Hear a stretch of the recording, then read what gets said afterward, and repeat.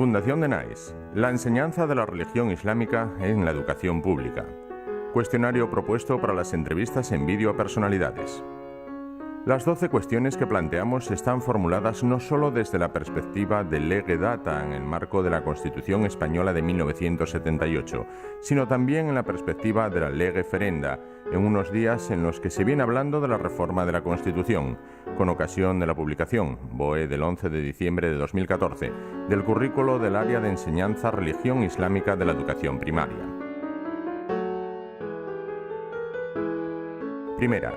Deberían modificarse los artículos 16.3. Ninguna confesión tendrá carácter estatal. Los poderes públicos tendrán en cuenta las creencias religiosas de la sociedad española y mantendrán las consiguientes relaciones de cooperación con la Iglesia Católica y las demás confesiones.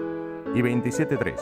Los poderes públicos garantizan el derecho que asiste a los padres para que sus hijos reciban la formación religiosa y moral que esté de acuerdo con sus propias convicciones. De la Constitución Española de 1978. Bueno, hay que conocer un poco el origen de la redacción de estos artículos, ¿no? Y la regulación de la libertad religiosa en la Constitución Española. A mí me parece que es un error manifiesto, ¿no? Puesto que ya existía el artículo 9 de la Constitución, la famosa cláusula Vaso, ¿no? Que establecía claramente pues que los poderes públicos debían garantizar o crear las condiciones, ¿no? Para que los derechos y libertades fundamentales fueran efectivos y en todo caso remover los cuantos obstáculos se opusieran a su ejercicio. Entonces, en fin, decir de la libertad. El enunciado va dirigido, lógicamente a la Iglesia Católica en una situación en donde no se planteaban religiones alternativas o los fieles de esas religiones, islámica o judía o evangélica, eran minoritarios, ¿no? Por lo tanto, la situación es muy diferente, en la actualidad, empíricamente diferente, y además, que está inspirado en ese principio de la tolerancia, digamos, que no parece que pueda aplicarse eficazmente, no es una garantía eficaz en los momentos actuales para la libertad religiosa, porque se trata de garantizar la libertad religiosa que se recoge en todos los tratados internacionales.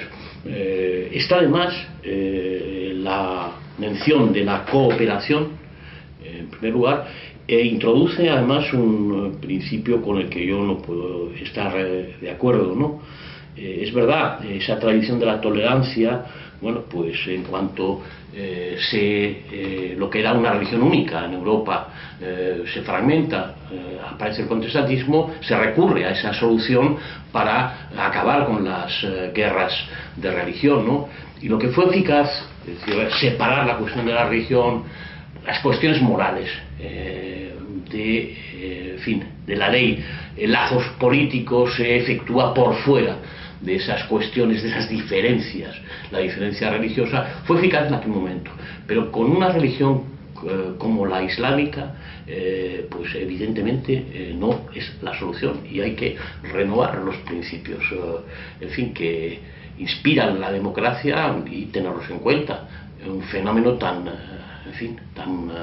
complejo como es la aparición de la religión islámica, de los fieles y de la religión islámica en Europa, con la fuerza, con la potencia que tiene. Hay que averiguar primero las causas. Nadie habla de las causas en cualquier caso, ¿no? Y pues la incorporación y la emancipación de la mujer pues tiene consecuencias laborales importantes, con un modo de producción como el capitalista, y en ese marco hay que moverse para analizar lo que es un problema político muy serio, que no se puede solucionar con fórmulas estereotipadas, ni por supuesto con las fórmulas y los principios que presiden, algunos de los principios que presiden la Constitución del 78. Segundo, ¿cómo interpretar el punto 3 del artículo 16 de la Constitución, en tanto que él destaca la cooperación con la Iglesia Católica, sin limitarse a englobarla en la norma general y las demás confesiones? Bueno, es que es verdad, la religión católica no es una religión como las demás, y el problema de la religión islámica no es un problema de libertad religiosa, es un problema mucho más complejo, más amplio, ¿no? En definitiva, de las tres grandes religiones, de las religiones del libro, ¿no? La islámica no ha experimentado ese proceso de secularización que han experimentado las otras dos religiones. En fin, no puede tratarse, no son iguales todas las religiones, y no puede ser, en fin, el Estado no puede tratarlas de igual manera. Pues, el principio de igualdad pues es, en fin, el viejo ulpiano, ¿no? Lo establece, que hay que tratar igual a los que los casos en los que hay igualdad, que existe la igualdad. Yo creo que la religión islámica no es una religión como lo es la religión católica, sino que es algo más que una mera religión, ¿no? No ocupa la misma función en la sociedad que ocupan las religiones, vamos a llamarlas secularizadas, como las llama Gellner, por ejemplo, ¿no? En las condiciones de la libertad, ese libro que yo recomiendo vivamente para entender lo que es el Islam, para introducirse, digamos, a los problemas políticos que supone el Islam. Por supuesto, en donde la religión ocupa un lugar central, en donde la ley, en fin, no, es una ley, la ley en sentido público es la ley religiosa, la Sharia, ¿no? La ley islámica, en fin. Tercero, ¿cómo interpretar la limitación de la premisa confesional del punto 16.3 en su norma de tener en cuenta las creencias religiosas de la sociedad española? ¿En qué campos cree usted que cabe aplicar esta norma, recogiendo la diferencia que se hace entre Iglesia Católica y las demás confesiones? Bueno, yo creo que soluciones políticas, yo no podría, digamos, proponer soluciones políticas concretas. Sí puedo hablar de principios en los que se debe buscar, sobre los cuales fundamentar las soluciones políticas, porque hay una cosa, digamos, la parte dogmática de la Constitución, por así decirlo, y después otras partes de la Constitución que no forman parte de lo dogmático de la Constitución y que es discutible y además, digamos, es negociable. Hay que distinguir, por decirlo de alguna manera, lo que son derechos y libertades fundamentales y lo que son intereses de grupos sociales, ¿no? Por lo tanto, en fin, lo que no parece, el principio que no parece, digamos, para introducir un principio concreto, ¿no? Más cercano a lo que son las soluciones políticas, no parece equitativo que el Estado utilice el poder, los poderes públicos, para recoger mediante acciones dinero para entregárselo a las confesiones religiosas.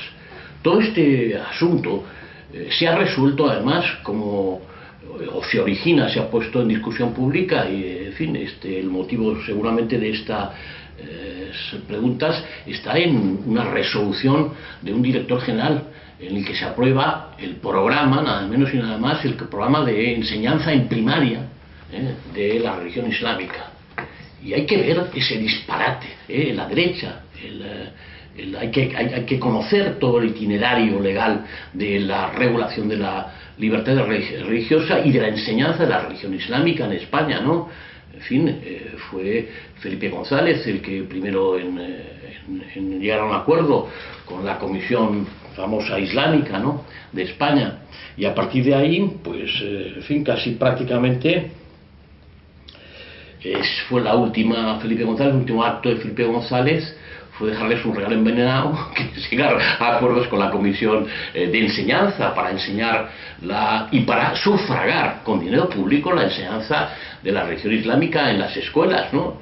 Bueno, esto nos enteramos a través del BOE, una resolución del 2014, el año pasado, que descerebrado, porque no se le puede llamar otra cosa, del PP, pues un director general pues aprueba un programa de enseñanza en el que, aparte de las incorrecciones gramaticales, está redactado por alguien que no sabe español.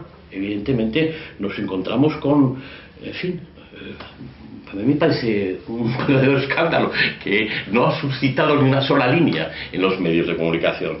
Concepción de nación islámica, umma, deberes, derechos y deberes de cada persona en el Islam, conocer las principales características de la humana, entre paréntesis, nación. Esto lo ha aprobado la derecha en este país, no la izquierda, cuyo, en fin, tenemos en España invertidas la normal relación entre derecha e izquierda. Tenemos una izquierda canalla y una derecha boba. Entonces, pues nuestro lo ha hecho un bobo, simplemente, ¿no? La nación islámica comprende y explica el significado a niños de 6 años, de umma y su importancia para el musulmán y la musulmana, y valora positivamente su pertenencia a la nación islámica, no a la nación española, sino a la nación islámica. En fin, y nos enteramos. Yo, en fin, he leído el Corán, como es natural, pero, en fin, estos que son especialistas y que, en fin, son fieles, son practicantes de esa religión, dicen que todos somos iguales ante Alá. Educación para la igualdad entre hombres y mujeres, educación intercultural, derechos humanos, fraternidad, igualdad, equidad. Me parece que se han confundido, ¿no? De texto, no es que estén leyendo el Corán, sino la Declaración de Derechos Humanos, ¿no? De una tradición que no, en fin, la que no participa la religión islámica ni el mundo islámico en general. No hay una sola sociedad en donde prevalezca la religión islámica, en donde se respeten los derechos humanos o en fin, se haya impuesto un sistema político que pueda denominarse mínimamente democrático. Esto es una simulación absoluta de lo que no es cierto y lo que no es cierto para el Islam. O sea, que nos están engañando conscientemente. Y entonces nos lo quiere hacer tragar, por decirlo así, un funcionario, un director general, que me parece que no tiene ni en fin, la responsabilidad ni los conocimientos para, en fin, aprobar lo que se debe enseñar en las escuelas a los niños de 6 años. Cuarto, en el punto 3 del artículo 16, habla de las relaciones de cooperación de los poderes públicos con la Iglesia Católica y las demás confesiones. ¿Cree usted que esta cooperación debe incluir también la cooperación con las normas confesionales proselitistas, incluso en el terreno educativo, propias de la religión católica y del Islam? Bueno, vuelvo a insistir en que hay una diferencia innegable, tanto formal como material, entre una y otra religión.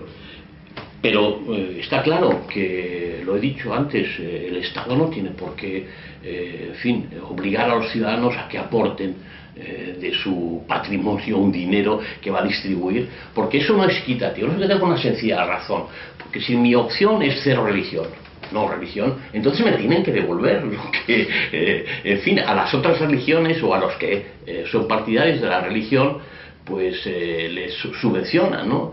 En todo caso, eso puede parecer simplemente anecdótico, pero expresa una realidad que la sociedad civil y las iglesias y las instituciones religiosas pertenecen a la sociedad civil se autosufraguen, ¿no? No hay necesidad de subvencionar a determinadas religiones y en este caso la religión islámica para garantizar la libertad religiosa, ¿no?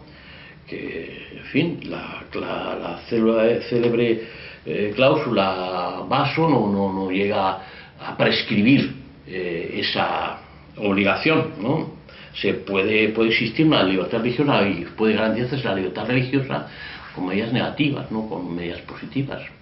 Y por supuesto, sin que eso cueste a los españoles, se les imponga obligatoriamente la contribución a esas causas o al desarrollo, al fomento y al proselitismo, porque no es, en fin, todas las religiones quieren ampliar el círculo de su influencia, lógicamente.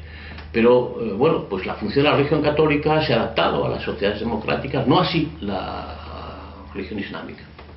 Quinto, considera que la forma de precisar los límites de cooperación, sobre todo en lo relativo a la enseñanza, si fuera el caso, debe fijarse por la mayoría parlamentaria o por acuerdos sobre enseñanza y asuntos culturales, suscritos entre el gobierno y los representantes de las diferentes confesiones. ¿Todos estos representantes confesionales tienen el mismo valor de representación o con qué criterios habría que discriminarlos? ¿No le parece demasiado ambiguo el concepto de más confesiones? Bueno, ya he dicho, hay que separar la parte dogmática que está más allá de los votos, creer que, en fin, todo debe ser sometido a la regla de la mayoría es un error, un caso, una especie de democratismo, que es retornar a los orígenes mismos de la democracia, que no son tampoco excesivamente gloriosos, ¿no? Están en el reparto del botín, en los pillajes y en el bovere o bovere latino, que significa hacer una promesa, ¿no? En fin, rogar a un dios un determinado beneficio a cambio de algo. Y ahora algunos creen todavía que en vez de rogar a los dioses uno escribe su deseo en un papel y lo introduce en una urna y se cumple. Eso es lo que al final se ha convertido en la democracia, ¿no? Por supuesto, la garantía de libertad religiosa, garantía de libertad, en fin, de efectividad de la libertad religiosa y la libertad de enseñanza. Eso sí, está en todas las constituciones, en todos los pactos internacionales de derechos.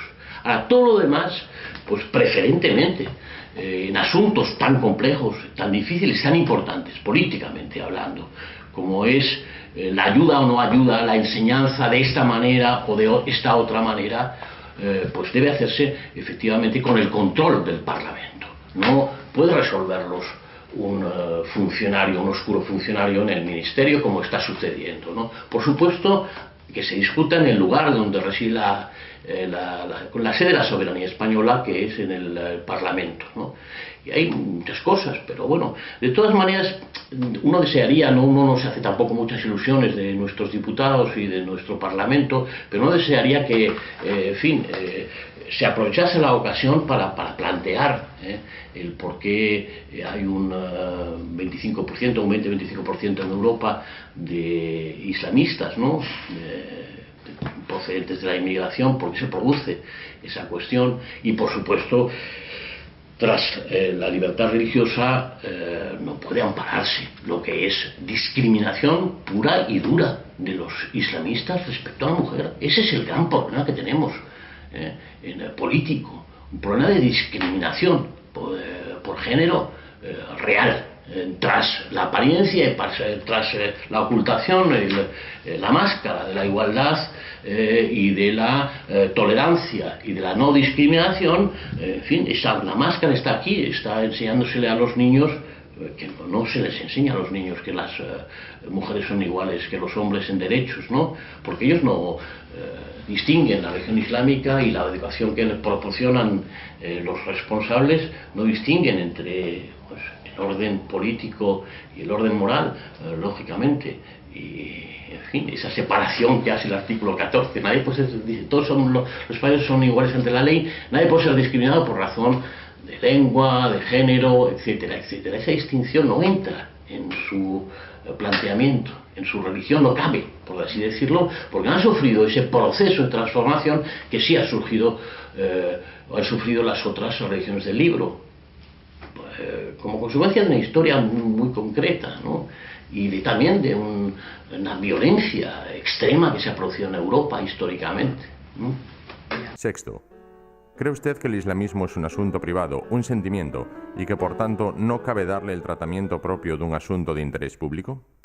Bueno, en fin, creo que el enunciado ya responde a la pregunta, ¿no? Se trata de un problema político muy grave, y un problema político que hay que hacer frente con criterios racionales y no con estereotipos o con palabras mágicas, tolerancia, integración, todo ese tipo de discurso, ¿no? Que gastado, que no es vacío, que no tiene ningún sentido y que por supuesto no significa ninguna solución. Yo en fin, me gustaría muy bien en fin, afrontar los graves problemas que plantea el Islam, pues con frases como Yeshua y todas esas zarandajas que, en fin, los políticos acostumbran a utilizar para tapar sus propias vergüenzas y su propia ignorancia y su propia incapacidad para hacer frente a los graves problemas políticos que plantea el desarrollo del capitalismo, ¿no?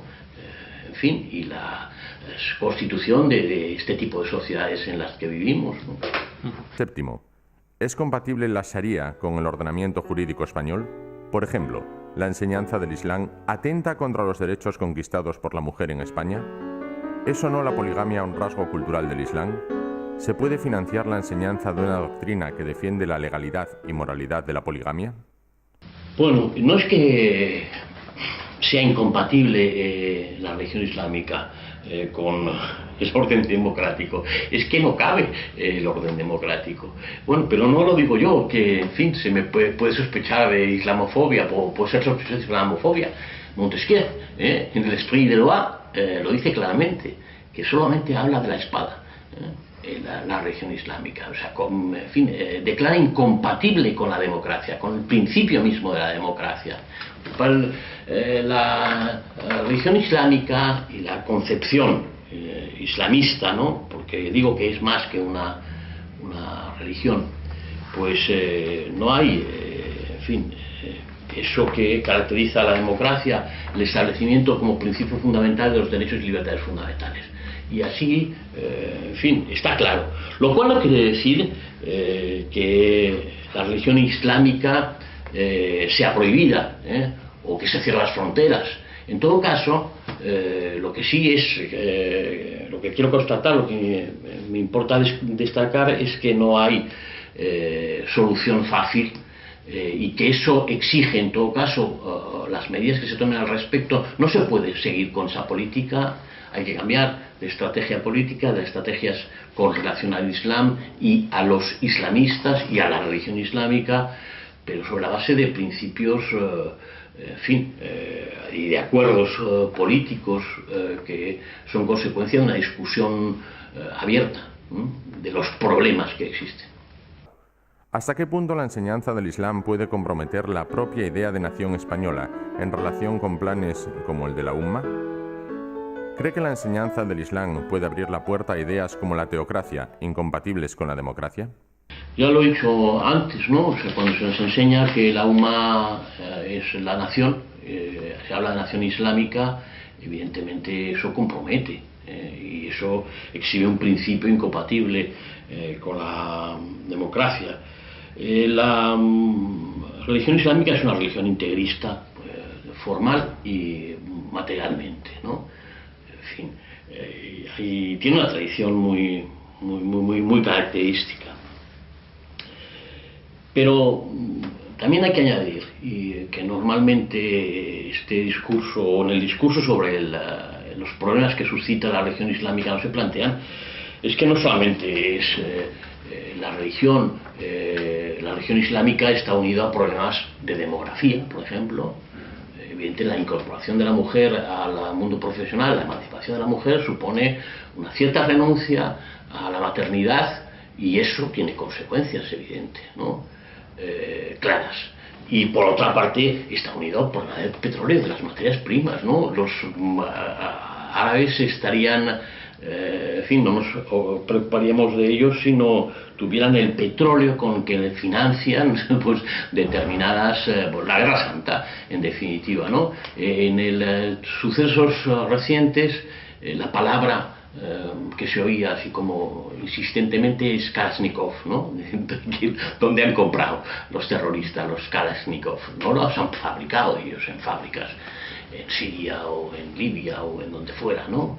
Sino que se los compran a Occidente y los intereses, ¿no?, de determinados grupos en Occidente pues fomentan en fin, la situación de el movimiento de grandes masas de población, el establecimiento mismo, el sistema del modo de producción capitalista, pues en fin, lo fomenta. La globalización del mercado de trabajo es un factor que hay que tener en cuenta. Lo que no podemos tampoco, hay que ser ingenuos y aplicar esto de la tolerancia y enseñar la religión islámica, como aprobar planes de enseñanza, pero tampoco evidentemente se puede mantener una población del 25% o del 20-25% europea sin derechos, ciudadanos de segunda categoría. Y todas estas cosas se tienen que declarar abiertamente, menos manifestaciones ridículas, patéticas incluso, y más discusión pública, más implicación de los interlocutores en la solución de estos graves problemas que amenazan realmente los derechos y libertades. La izquierda protesta porque van a aprovechar para restringir derechos y libertades. Evidentemente es un problema de derechos y libertades fundamentales y que hay que abordar, porque no podemos estar expuestos tampoco al fin de nuestros derechos y libertades, nuestro sistema político, de los principios mismos, están en discusión los principios mismos de de esa especie de oasis político en la historia de la humanidad que significa las sociedades democráticas, sociedades con derechos y libertades fundamentales. Noveno. ¿Son compatibles con la Constitución de 1978 algunas suras del Corán relativas al yihad, como la sura 9.5, matad a los politeístas en cualquier parte donde los encontréis? Es evidente que no, ya digo, insisto, el Islam no es compatible con pero no, digamos, esto no es una afirmación abstracta, es en primer lugar una afirmación empírica, no hay una sociedad islámica que respete derechos y libertades fundamentales, ¿no? Es la fe por una parte y por otra parte, como dice Gellner, la clientela. Eso es lo que caracteriza a las sociedades. No son sociedades liberales, democráticas, las sociedades islámicas, en donde predomina el Islam. Y por lo tanto hay que, no hay que cerrar los ojos ante eso, y obrar en consecuencia, tenerlo en cuenta para tomar aquellas decisiones políticas que, satisfagan, en primer lugar, respeten derechos y libertades, eso por encima de todo, y después también convengan a los intereses políticos de los que integramos esas sociedades democráticas, ¿no? Los ciudadanos. Décimo. ¿Considera viable una reforma de la Constitución que sustituya la asignatura religión por una asignatura denominada Historia de las Religiones Comparadas o por una asignatura denominada Filosofía de la Religión? No me parece, que eso es un sustituto. Eso significa no abordar el problema. Porque puede haber gente que están en su perfecto derecho de que sus hijos quieren que sus hijos reciban una educación religiosa, y eso no se puede prohibir. Lo que pasa es que hay una concepción de la enseñanza y el derecho a la enseñanza muy sui generis en España, ¿no? Muy dependiente del Estado, y todo eso se complica mucho más. La libertad religiosa se mezcla con la libertad de enseñanza, y la libertad de enseñanza es un fraude en este país. Para empezar hay que constatar una cosa muy objetiva, y es que una plaza pública cuesta al Estado casi el doble de lo que paga por una plaza concertada, por ejemplo. Y por supuesto el Estado no dispone de los recursos, y ahora menos, que permita una enseñanza universal. Eso es una realidad, ¿no? Por lo tanto, desde fórmulas como el cheque escolar, inventaron muchísimos procedimientos en los que se puede garantizar la libertad de enseñanza, y evidentemente se deja en manos de los ciudadanos la gestión de ese derecho. El Estado corrige los excesos, garantiza o fomenta el desarrollo de las condiciones de efectividad de esos derechos, pero hay muchas fórmulas. Todo eso está más allá de la parte de lo que debe recoger la parte dogmática de una Constitución, y es consecuencia de la negociación política, ¿no? De que efectivamente los parlamentos, el Parlamento, las Cortes, sean verdaderamente representativas, sean eficaces para vehicular los intereses de los grupos que constituyen, grupos antagónicos además, que constituyen una sociedad democrática. 11. ¿Qué opina usted sobre el argumento que justifica la asignatura religión a título de categoría cultural, como puede serlo la historia del arte, la historia de la literatura o la historia de la música? Pues, un mal argumento. Por supuesto que es cultura las religiones, pero es más que cultura. No es, nadie discute que se subvenciona a los museos o hasta incluso a los cineastas. Uno puede dudar, que el cine español entre en la categoría de las artes con fundamento, ¿no? pero, en fin, la religión es mucho más que todo eso. En fin, la ilustración alemana nunca fue una ilustración, por así decirlo, anticlerical, ¿no? Se puede perfectamente compatibilizar religión y razón. Kant escribió una cosa que se llamaba la religión dentro de los límites de la pura razón, ¿no? Lo que pasa es que existen prejuicios anticlericales manifiestos, ¿no? Que asimilan religión a barbarie.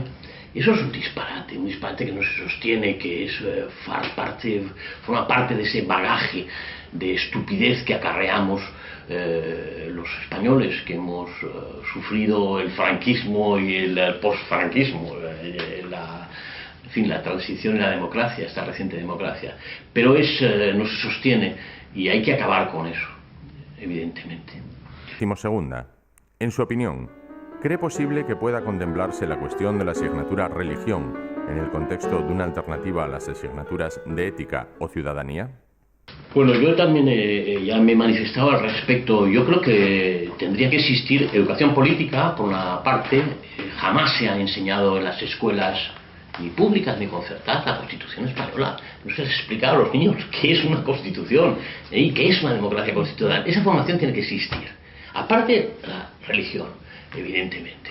En fin, porque si no, los que prefieran la religión, de la forma que sea, o en centros públicos o privados, o en actividades extraescolares o no, eso es una cuestión discutible, que creo que se puede llegar fácilmente a un acuerdo, pero, en fin, sustituirla por asignaturas como ética o ciudadanía en fin, ocupar ese lugar para que no lo ocupe la religión. Y eso es una estrategia, me parece a mí, equivocada y que no conduce absolutamente a nada.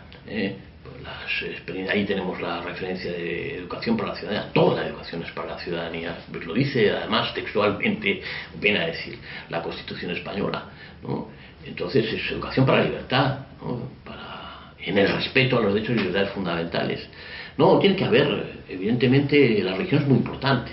Es un fenómeno de una importancia capital. En fin, no vamos a tirar por la borda aquello que caracterizó nuestro desarrollo y el progreso, ¿no? Sin la religión cristiana, pues, en fin, la democracia no existiría, ¿no?